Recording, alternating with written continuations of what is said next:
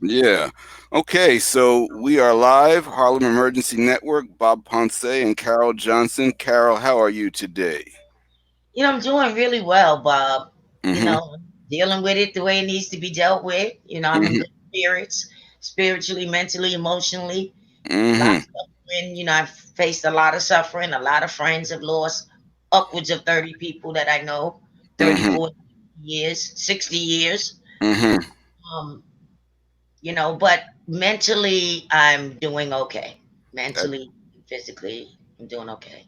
So today we want to talk about the big question because the spring is in the air, the birds are singing, and everybody in New York has one question on their mind. Is it safe to go outside? Mm. So we wanted to get into it because the bottom line about this is that everybody's answer to this is different. So we wanted to give everybody a set of framework about 5 or 6 things to think about that you need to go through your own situation in order to determine whether for you or your family it's safe to go outside. So we want to start out first by saying, know Know yourself. yourself.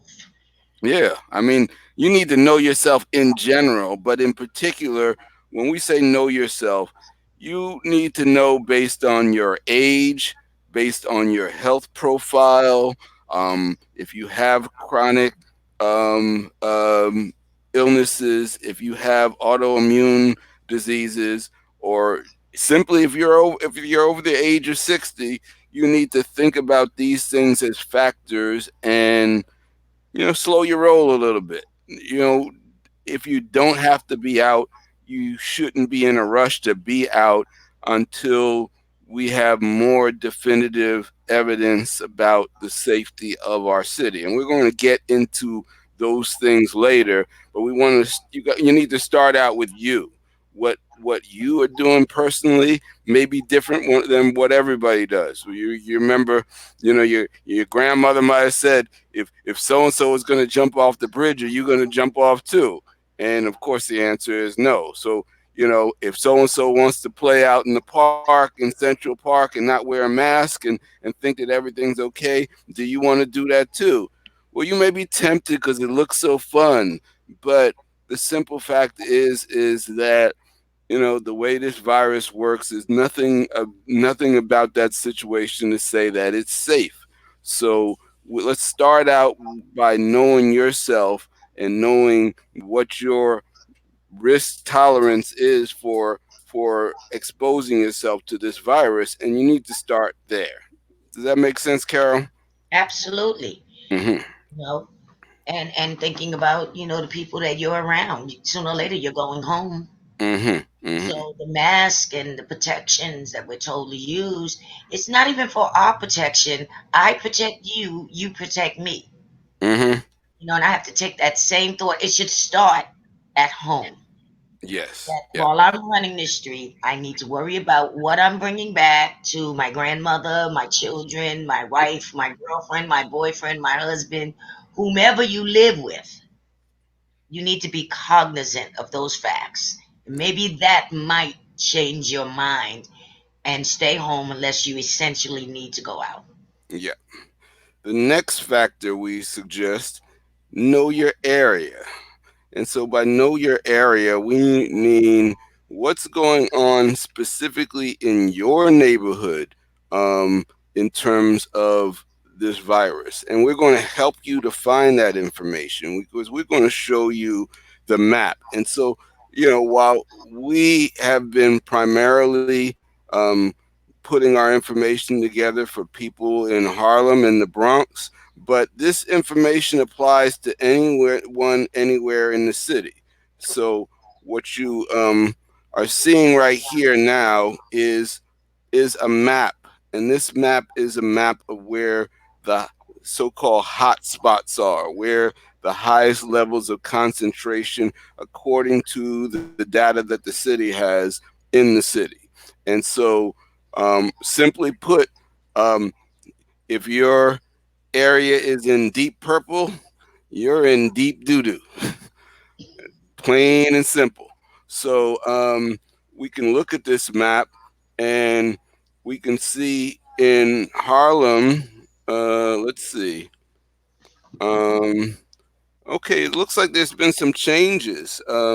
So 10029 is not as purple as it was yesterday, but 10031 and 10033 and 10040 are worse than they were yesterday. So the reason why we look at this map, because this map is on the nyc.gov site, and we're going to show you where to find it in a minute. But we want to talk about what's going on here because um, these numbers are really important to know. The bottom line is if your area is purple in any way, there's a high concentration of COVID in your area. And so, going back to the question, is it safe to go outside? You need to know not only the zip code that you live in, but also if you're moving around, what's going on in the zip code that you're going to. And so you can look at this map and based on this map determine if you have to go out at all, you better have your mask, your gloves, take precautions, use the social distancing. They say 6 feet. If people are around and they're not wearing masks, I suggest you put a few more feet on top of that. Make it That's 8 feet, right. 10 feet, 12 feet. And it Um, shouldn't be under your chin or on top of your head. It should be over your nose and your mouth firmly. right. And don't have your mask just hanging out trying to be cool looking. Put your mask on securely so that it actually protects you like it's supposed to do. Or Right. else, what's the point? So know your area. Very, very important to know what's going on in your area because when you go on social media and you see the people playing in Central Park or West Village or anything, let's look at this map here and look at what's going on in the West Village. Central Park, there's no purple areas around Central Park. So those people who are playing there, they have very little relative to our neighborhoods, there's very little of the virus in their areas. And so there are a lot of people there. They may not have lost friends. May not have family members who have been challenged by this. So their point of view on it is very, very different than ours. When you look at this map and you see what's going on, you see that it's uptown, it's the Bronx, it's Queens, it's Brooklyn. You see all this purple out there. That's where it's happening. That is where the virus is really entrenched. And so that means that whatever's going on in the city numbers, you need to know first and foremost what's going on in your neighborhood because everything can be fine downtown, but it's not going to be fine.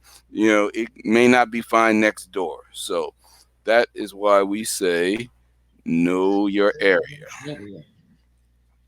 The next thing we're going to tell you is watch the numbers. So when we say watch the numbers, so we started out telling you about the numbers that are going on in your own neighborhood. Now we're going to show you where the numbers are that you need to check, which are the citywide numbers, and we're going to go through those. So let me bring some of those up for us to take a look at. So, first, I am going to show you what the city is calling public health milestones.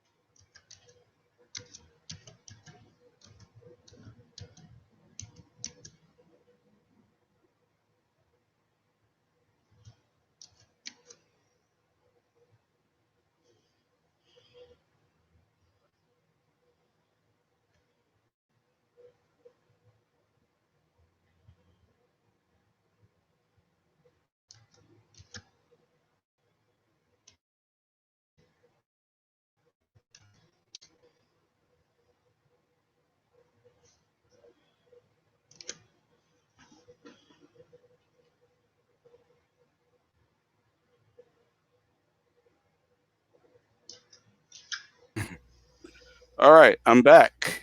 Did you miss me? Live broadcast. It's real. Let's try this again.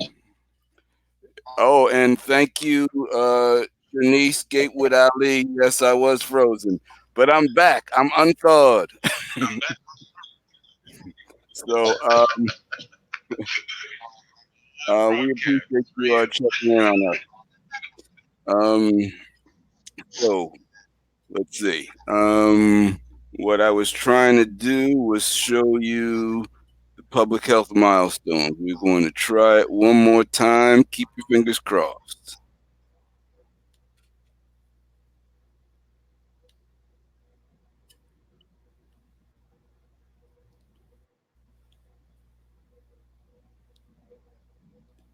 All right. You see it, Carol? Yes, I'm seeing it. All right.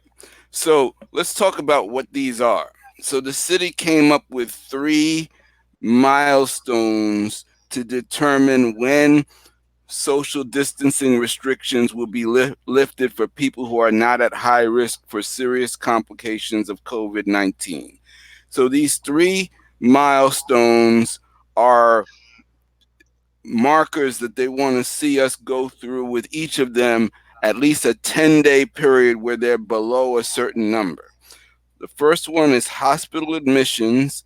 The second one is critical care, how many patients are in critical care. And the third is the rate of people testing positive. So we're going to start out with the daily number of people admitted to New York City hospitals for COVID like illness.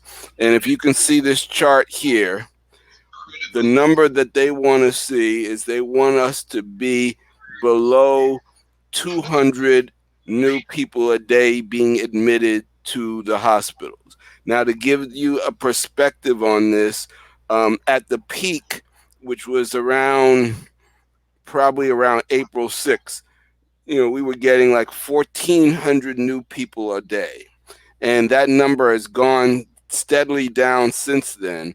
This graph, the green line, shows the last 10 days. So we are firmly below 200. Right now, it looks like we're maybe at 157 on 423. And as of May 2nd, we were down to 88. So that's really good news that much less people, can you imagine, just a few weeks ago, you know, 1,400 people, new people a day were ending up in the hospital. We're down to 88. That's a good sign. It's not the only sign, but the fact is that that's where that is, and it's been there for 10 days and it's still trending downwards. So that is a good sign. The second number is critical care. And with this, the question is how many people are actually in critical care, meaning emergency ICU, intensive care, critical care, across New York City health and hospitals. The goal is to have us below 375 people for a 10-day period. We haven't gotten close to that yet. 10 days ago, it was 785. As of 2 days ago, it was 632. So we're still a ways away from being below this line, and we're probably at least 12 or 13 days away. If it goes in this direction and stays underneath that line, we might see, a little in a week and a half to 2 weeks, maybe we will have had a 10-day period where this indicator is. But right now, we're still a little bit high on this number. The final indicator is they're looking at the testing in New York City, and they basically want to see um, the number of people who are testing positive to be below 15% or below out of the people who are being tested. Hold on, let me try to scroll up here. Okay. And so we haven't gotten below that line yet either, but as you can see, this line has been trending down over the last 10 days. And so we're we're very close. They're looking at it to be 15%. As of 2 days ago, we were at 17%. So if it has continued, it may very well be that by today, we're below this line, and maybe 10 days from now, this will be a positive indicator. Now, the reason we're spending time going through these numbers is A, these numbers are available every day. This is what the city is using to make a determination as to when they're officially going to open up restrictions. So we should be aware of these numbers. And the other reason to be aware of it is that we want to keep an eye on these numbers, because if they start going back up, because people are coming out, because the weather is warm, people are going outside, less people are wearing masks. I'm sure you've seen it.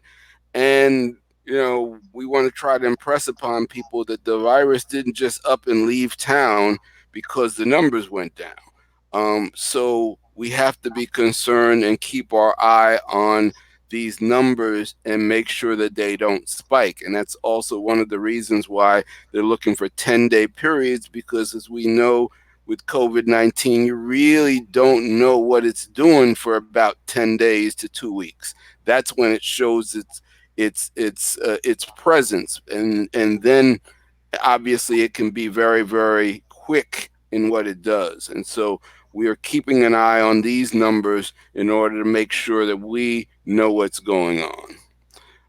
So that's important. Now, you can find these numbers by going to New York City's website. If you go to nyc.gov/COVID-19 and look for the link to COVID-19 data, you'll find a page that has all of this information. It has links, and it also has the maps, the maps that I showed you. So there's a lot of information on this page. It's worth it to see. You can see the breakdown on by borough, by sex, by age. There's a lot of information that may be relevant to you, but most important, we want to keep an eye on these numbers so we know what's going on, because we don't want to just rely on the media.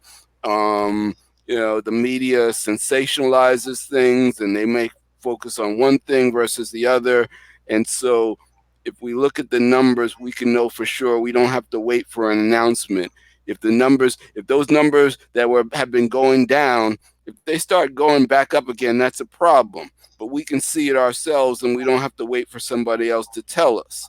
So, Now, let's look at social media for a minute because okay. everybody's on social media. I mean, take a good look. Georgia is the place that everybody's focusing on. Mhm. And look what happened when Georgia was opened. Mhm. 1,700 cases all of a sudden. So And not, it that's a happened good in thing to Georgia. look It at. happened in Texas also, In and it Florida, happened in South Dakota. All these so that's something places. to look at. Yeah. What happens when you run out too fast Mhm. because it's gotten warmer? Mhm. So since so many people on social media, take a good look at that. And Right. you might be looking at your future, especially since New York is such a densely populated area. Mhm. Yep. So we have to be on top of each other if we're out there. So take a good look at that versus what we're showing you here. Right. And so we also want to remind you, practice safety protocols. So in the last month and a half, 2 months, we all learned how we needed to do things in order to survive. And so what did they told us time and time again? Told us we have to wash our hands thoroughly every time we come into the house. They told us about social distancing. We talked about wearing the mask, and we talked about protocols. And we at Harlem Emergency Network have talked about the protocols in the house. And Carol, let's talk a little bit about those and reinforce what those protocols and be, especially if you are now going out and coming back. The most critical and dangerous time for you is when you come back in the house, and what do you do after you get there? So, Carol, let's go through that. Well, the first thing, have a pair of shoes as slippers at your door. You need to take those shoes off and don't walk through your house. It's known to live on the soles of your shoes. You want to come in, you want to bring your items in, wash everything down, wipe everything down with hot soapy water, wipe off all your counter spaces with a bleach solution, one capful or 1 tablespoon of bleach to a gallon of water is sufficient. Uh, and this is something that you have to do on a regular. Every time you go out, you have to continually do this. Wipe off your spaces, wipe off your items, wipe off your refrigerator, your faucets. In the food preparation area, your stove handles, everything. Put those items away. I don't keep the bags. I throw the bags away. The plastic bags that they give you in the store. Um, and same thing happens when you have to take off those clothes. You need to rinse those clothes out in hot, sudsy water, and wipe everything down again. Your sink, your tub, your toilet, your flush handle, your water water spigots, everything needs to be wiped down. And if you have somebody in the home that may be exhibiting symptoms, you need to find a way to isolate yourself. If it's a lot of people, find a way that you can quarantine those people that's exhibiting symptoms in one area, and the other people, it may be difficult because we have families where you have 12 people in a household, 2-bedroom apartment. But those people have to find a way to isolate those individuals. So if you have 2 people, let's say that's exhibiting symptoms, and you can put them in one of the bedrooms, it's suggested that you sleep toe to foot, maintain masks on them and everyone in the household during that time. Um, if they're able to get up and do things, they should never come into the eating area. You take the food to them. Take multiple meals, water, juice, teas, preferably herbal teas, several meals, snacks. If it's someone who can't get up and they're really sick, and a lot of people who are really ill with full blown symptoms are still not told to come into the hospital, they're told to quarantine. So, if this is the case and this person can't move around, you have to find some type of receptacle for them to evacuate in, and you need to dispose of it. Wash that out, bleach, water, return it.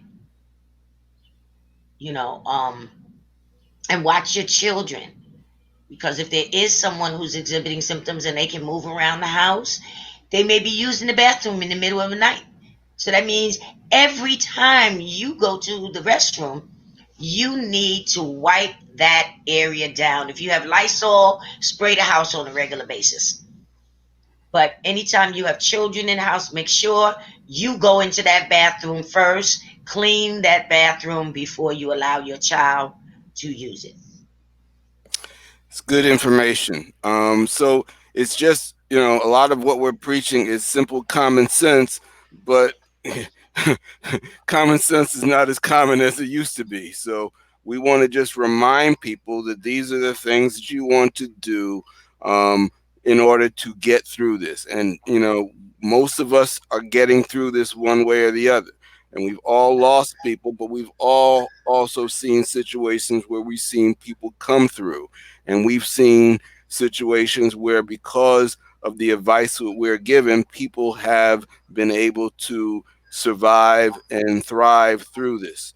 So we also want to mention, and we've said this from early March, tune your immune system, because this is, I don't care what the health department tells you, you just have to stay home and cross your fingers. That's not a plan, that's hoping.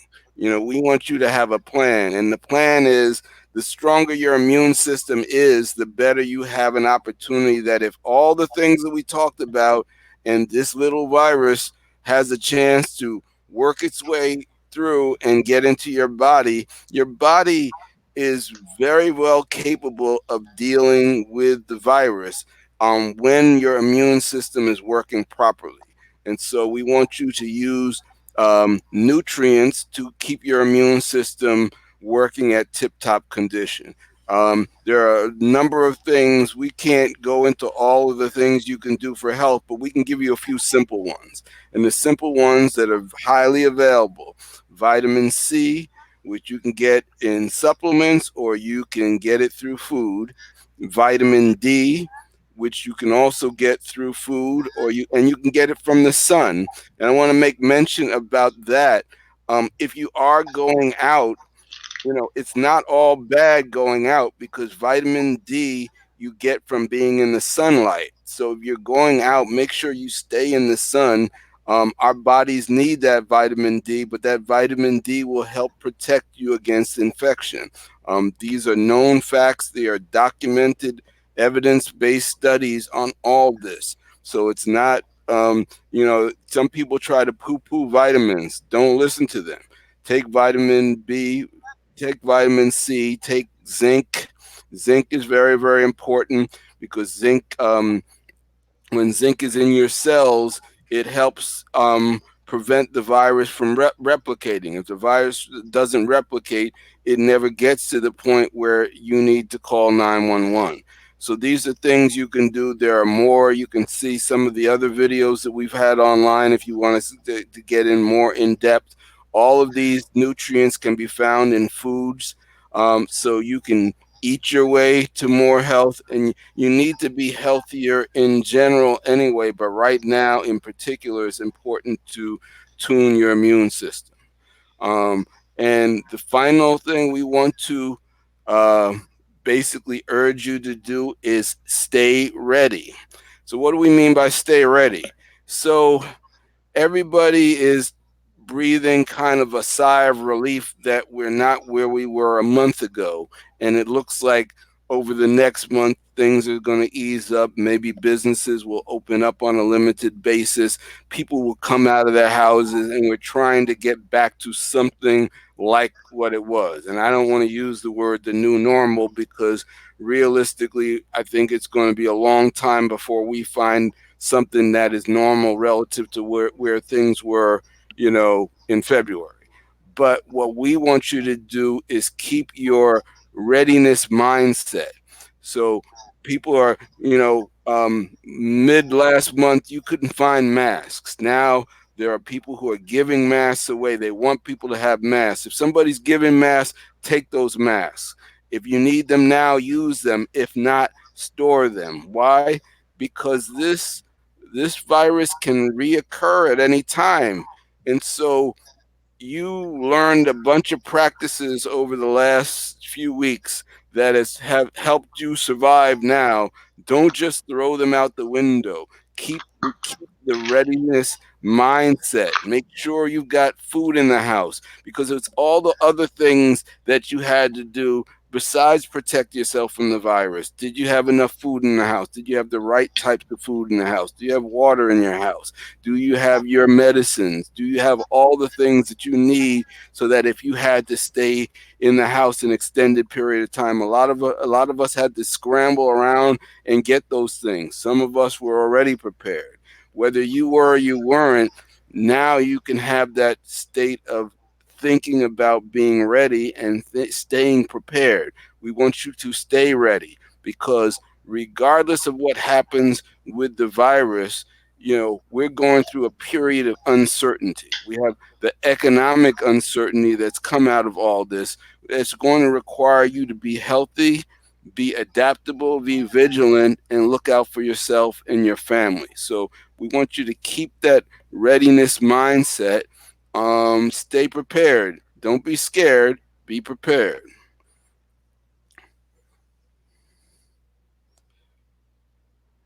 Carol, you have anything to add to that? There's a lot of locations now that are giving out those masks. They're giving out 5 mask reusable masks in a pack. You can get them for your family members as well.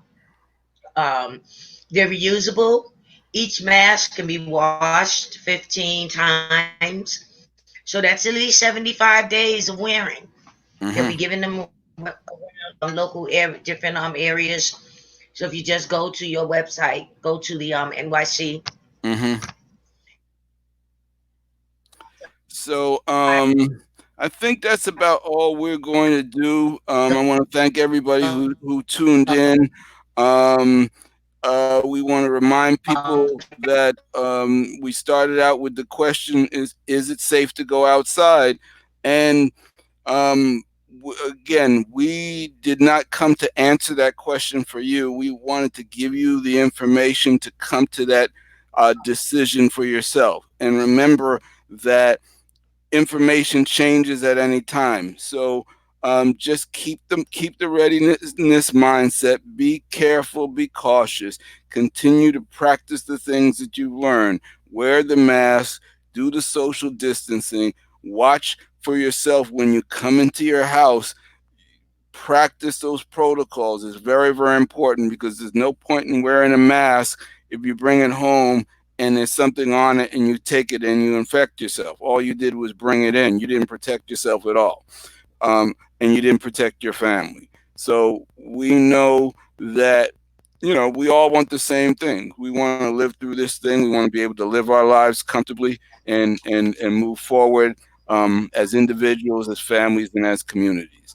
So we want to thank you for listening to this live cast. We will be back regularly. We normally do live casts on Wednesday mornings at 9:30. But we wanted to get this out because we know it's at the beginning of the week and the weather is nice, and we wanted people to really think about these things before they start following people who they see on social media frolicking in the park and not understanding that those are people who are looking at it very differently than we are. And whether they know what they're doing or not, we want you to be informed about all the decisions you make for your family and your health. So, Absolutely. so thanks for joining us.